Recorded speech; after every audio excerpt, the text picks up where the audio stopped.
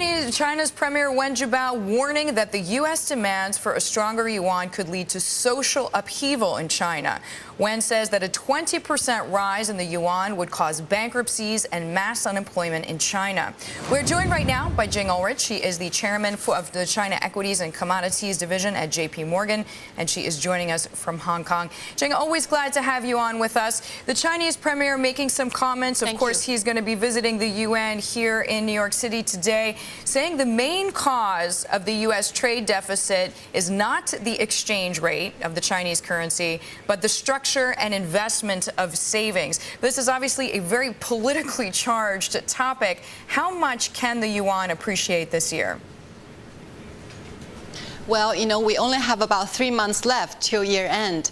So we're basically expecting perhaps an additional 1 to 2% from the current level.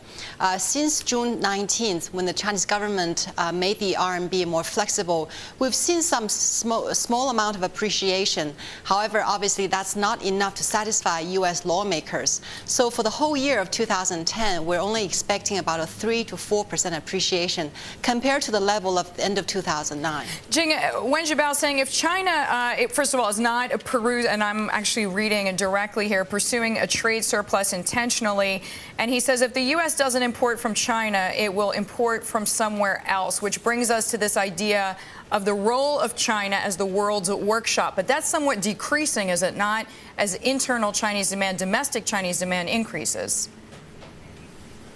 Absolutely right. The Chinese leadership has been trying to shift the economy away from exports more towards domestic consumption. And this year, that transition has been gathering momentum all year. As we know, in the last several years, the RMB did appreciate against the US dollar. And what happened was that a lot of the coastal manufacturing facilities are facing rising costs, not just as a result of the appreciation we saw since 2005, but also as a result of much higher labor cost. So during the financial crisis, we had a lot of closures. We had a lot of coastal manufacturing facilities moving to the inland.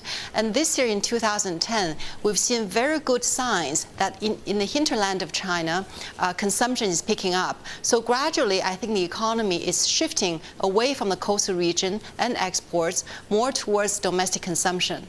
And we do know minimum wage has increased about 10% on average this year in China. Jing Ulrich, thank you very much for your time. Jing Ulrich joining us there from Hong Kong, from JPMorgan.